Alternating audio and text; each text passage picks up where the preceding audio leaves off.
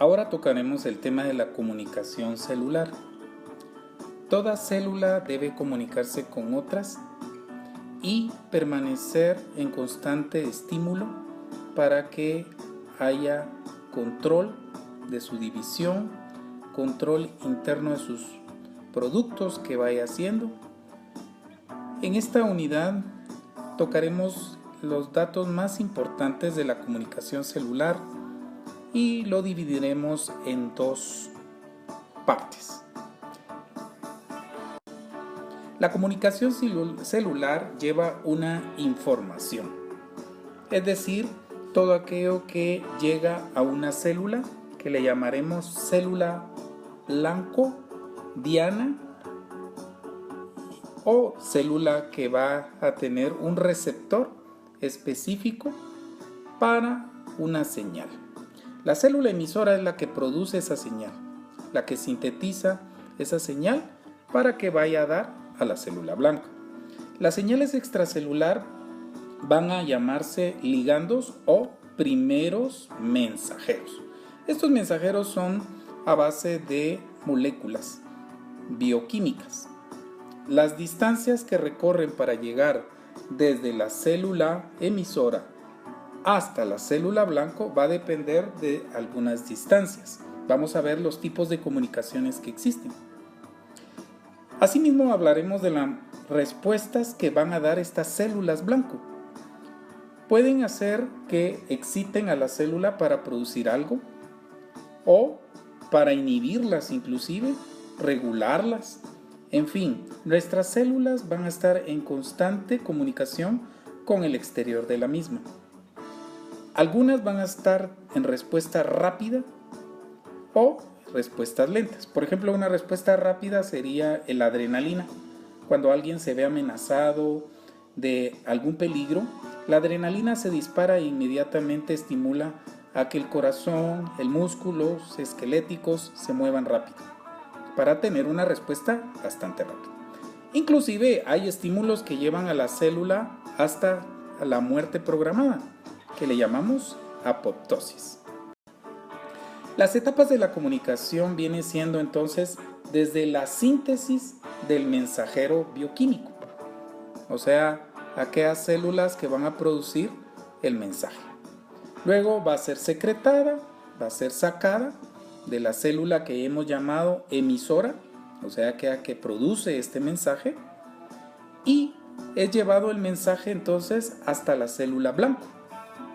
Cuarto, la detección y recepción de este mensajero, ligando o señal a través de algo que es importante, y aquí me gustaría recalcar algo: el receptor celular. El receptor celular lo que hace es recibir a la señal específica. Otra, vamos a ver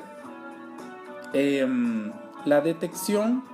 Después viene siendo la transmisión intracelular de la señal. A eso le vamos a conocer como transducción de señal. Y es la respuesta o lo que persigue esa señal de que se traduzca algo dentro de la célula. Por ejemplo, aquí ponemos metabolismo. Por ejemplo, la insulina. La insulina le ordena a la célula que haya una endocitosis o ingreso de glucosa, por ejemplo, a través de algunos canales o a través de unos receptores de glucosa. La expresión genética o génica, es decir, cuando empieza la transcripción, se recordarán ustedes, de ahí la traducción. Y por último, la eliminación de esta señal, interrupción del proceso, y entonces la señal queda inactiva. La célula responde a varios estímulos. Hemos dicho que los estímulos le vamos a llamar mensajeros. Son los que llevan este estímulo, y dijimos que la célula que va a llegar va a ser la célula entonces blanco, la célula objetivo, la célula diana. Y aquí hay algo importante: debe ser específico. Es decir, no todos los mensajeros o ligandos van a llegar a cualquier célula. Tiene que haber un receptor específico. También hemos observado que el mismo mensajero puede estimular de manera diferente a distintas células. Entonces vamos a ver que la respuesta a un estímulo viene siendo dependiendo del tipo de célula. Aquí en esta imagen podemos ver que estos son los mensajeros, van a llegar a ser atendidos o recibidos por los receptores. En este caso es un receptor de membrana, de superficie. Vamos a ver que hay distintos tipos de receptores. Al crear ya este contacto, como ustedes pueden ver aquí en esta unión, va a haber una señal, un mensaje que va a ser transmitido adentro, y eso se llama transducción de señal. Entonces, en este ejemplo vamos a ver que los ligandos no ingresan directamente porque tienen receptores de superficie. Y entonces va a haber una respuesta de la célula o a nivel del citoplasma o también a nivel del núcleo, estimulando, por ejemplo, la transcripción. Las moléculas de señal, ligandos o primeros mensajeros pueden ser a base de proteínas, pequeños péptidos, o sea, pequeñas secuencias de aminoácidos que pueden estar agrupados, inclusive nucleótidos, esteroides, retinoides, derivados de ácidos grasos e inclusive gases disueltos como el óxido nítrico y el monóxido de carbono. Estas moléculas de señal son liberadas entonces desde las células que dan este mensaje o emisoras del mensaje, dijimos, están producidas a ese nivel. La transducción de señales entonces es el proceso por el que un tipo de señal es convertido en otro. Aquí ponemos un ejemplo, el teléfono. Ustedes tal vez ya no conocieron estos teléfonos o los han visto en algunas oficinas, esos teléfonos de planta, y reciben la señal y esta señal es recibida y se traduce en un sonido, es decir, hay una transducción.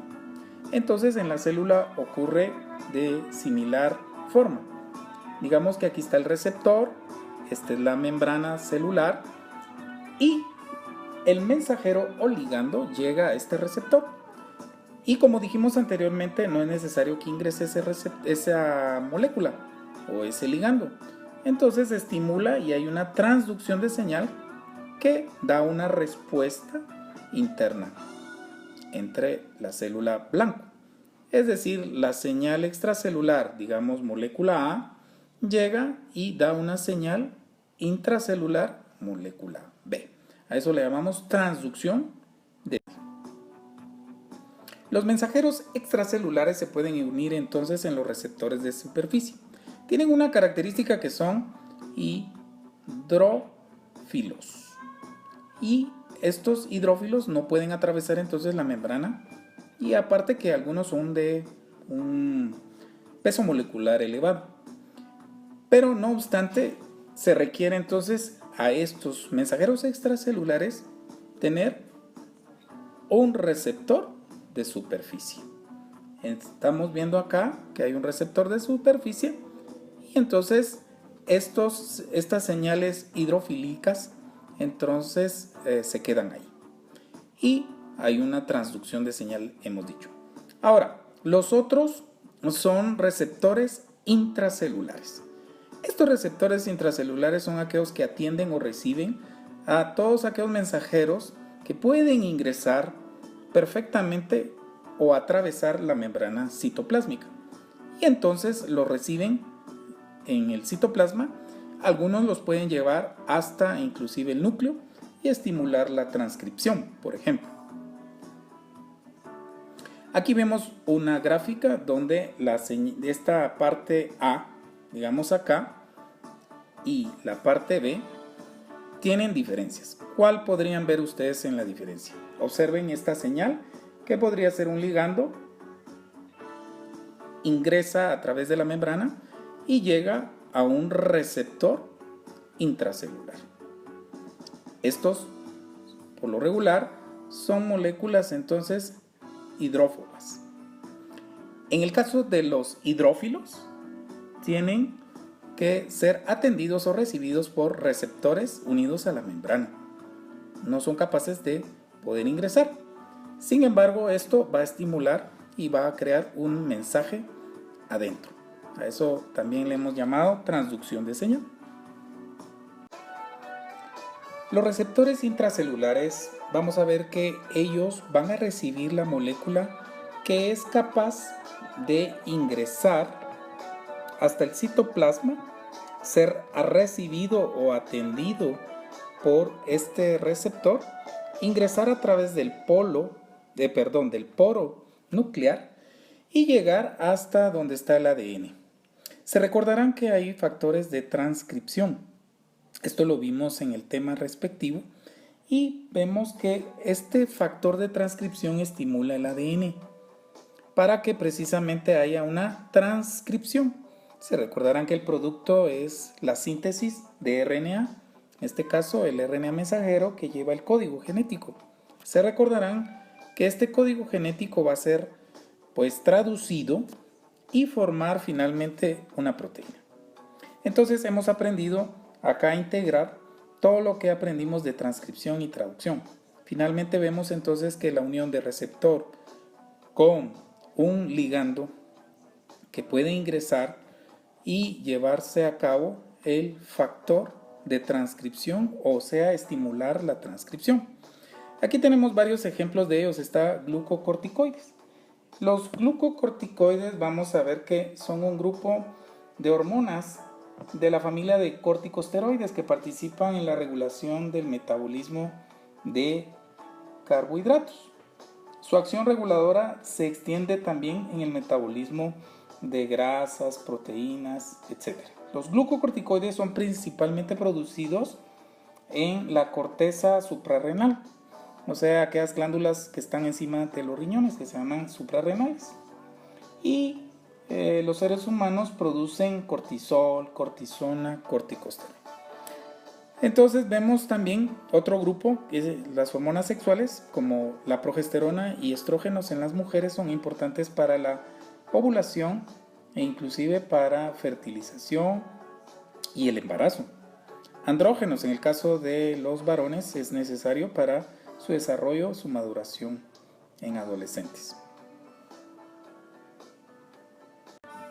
Aquí vimos la comunicación celular opera de 6 formas diferentes: endocrina u hormonal, que hemos hablado, por ejemplo los esteroides, hemos hablado de las hormonas sexuales, hemos hablado de la insulina, esto es todo endocrina. La neurotransmisión, la comunicación neuroendocrina, paracrina, yuxtacrina y por último autócrina. Esto lo veremos paso a paso en las siguientes diapositivas. Es importante que recuerden estos 6 tipos o formas principales de la comunicación celular. Veamos la primera, la comunicación endocrina u hormonal. Si ustedes miran en esta imagen, está la célula que va a producir la señal y vean, al producir la hormona, como está aquí escrito, esta hormona va a viajar a través de los vasos sanguíneos, o sea, torrente sanguíneo, va a llegar hasta una célula distante, a una célula blanco, y son distancias más grandes. Acuérdense que si no hay receptor para esa hormona, pues no va a ser estimulada. Requisito, tiene que haber receptor. Entonces, comunicación endocrina u hormonales son de aquellas señales a distancia. La neurotransmisión se da en la sinapsis. Recuerden esa palabra. La sinapsis es, por ejemplo, aquí hay una célula que se pone acá y el nervio que se puede poner en esta imagen. Vamos a ver que hay una unión, una transición entre la terminal, digámoslo, del nervio o el axón con la célula receptora. Y aquí vemos que hay un contacto íntimo donde se libera esta hormona o neurotransmisión. Y entonces la célula objetivo recibe el estímulo. Como pueden ver aquí abajo, llegan a los receptores que están acá y regulan una señal interna. La secreción neuroendocrina es un tanto más distante y vemos que del nervio saca el neurotransmisor, o sea, el ligando, podríamos decir, y viaja en distancias largas hasta llegar a la célula blanco. En cambio, en la sinapsis es cercano. Si ustedes miran, es distinto. ¿Cómo funciona esto? Ustedes lo verán en su clase de fisiología el año entrante. No entraremos en detalle en esto, pero es para que vayan ya viendo que todo lo que se está dando en primer año se va a aplicar también en otros cursos. Y ustedes ven que hay una glándula que se llama el hipotálamo, y el hipotálamo dispara varias o crea varios mensajeros, y estos mensajeros van a llegar a células o a grupos de células. Por ejemplo, podríamos hablar la oxitocina, llega al útero o al seno, o la mama, y puede dar cambios y estimulación. Por ejemplo, la oxitocina es la que produce las contracciones en el parto. Asimismo, podemos ver la tiroides. Es un órgano muy importante en el metabolismo y recibe órdenes del hipotálamo a través de estas hormonas. Y así sucesivamente vamos a ver la FSH, que es la hormona folículo estimulante. Son aquellas que estimulan los óvulos o la ovulación en las mujercitas. En fin, vamos a ir viendo que esto se va a ver en detalle en fisiología en segundo año.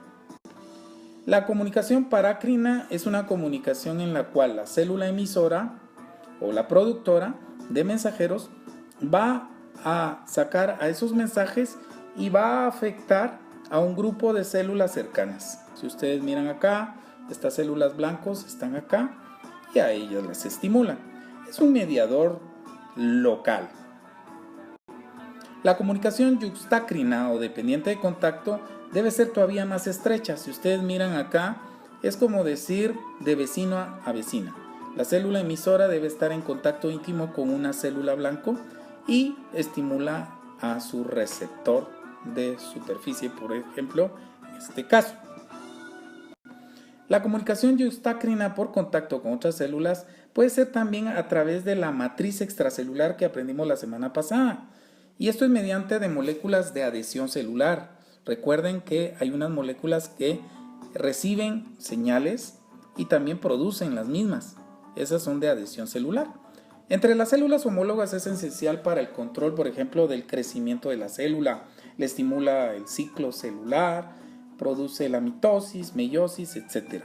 Y la formación de tejidos. A veces se tienen que reparar tejidos y entonces son estimulados pues su reparación, su formación. Entre células heterólogas es muy importante para el reconocimiento en el sistema inmune. Recuerden que nuestro sistema inmune va reconociendo aquellas células propias de las que son ajenas. Y entonces esta comunicación yuxtacrina también hace que reconozcan nuestras células de la inmunidad a nuestras células propias y no las ataquen.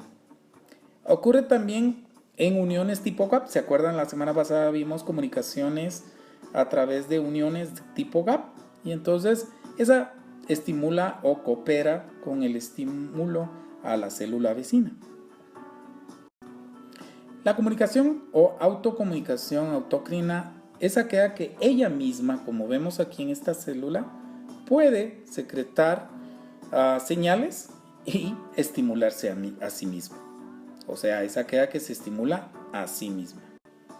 Los mensajeros por su naturaleza química y los receptores, vamos a repasar esto. Dijimos que pueden ser liposolubles, lo voy a marcar acá para que no nos olvidemos. Pueden ser también hidrosolubles y pueden haber en forma de gases. Ahora veamos algunas cosas importantes. Los liposolubles con receptores intracelulares. Ejemplo, la hormona que estimula la tiroxina, el ácido retinoico. Ahora, fíjense, hay algo muy importante. Hay algunos mensajeros liposolubles con receptores de superficie. Eso es importante que lo recuerden. Los de naturaleza hidrosoluble prácticamente no pueden tener receptores intracelulares, como pasa con los liposolubles. Solo tienen receptores de superficie. Y entonces, por ejemplo, están los polipéptidos, las aminas, que se quedan siempre del lado de la membrana, no pueden entrar. Y los gases van a ser, por ejemplo, el óxido nítrico y el monóxido de carbono. Ellos pueden ingresar a través de las membranas y llegar hasta la célula y estimular algunas partes del metabolismo de la célula. Los primeros mensajeros liposolubles con receptores intracelulares estarán, por ejemplo, los esteroides, hormonas sexuales masculinas y femeninas, corteza de las glándulas suprarrenales. Hay importantes hormonas, por ejemplo, la cortisona, cortisol, aldosterona.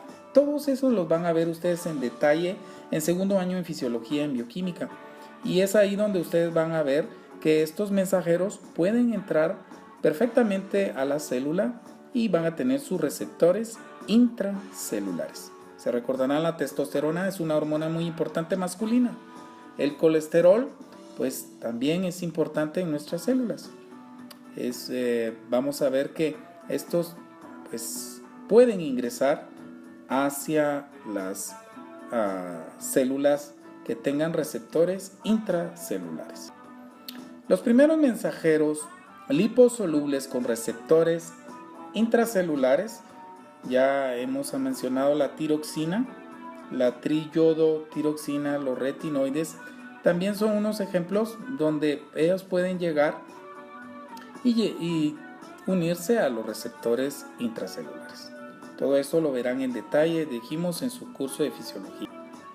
Los receptores hidrosolubles que se unen a la superficie de la célula, están algunos ejemplos acá. Ustedes ya hemos hablado de la insulina, que es importante para regular la glucosa sanguínea, permitiendo que la célula entonces, al llegar a esta insulina, por ejemplo, al receptor de superficie, le ordene a la célula que ingrese entonces a la glucosa y disminuir así los niveles sanguíneos de la misma, de glucosa.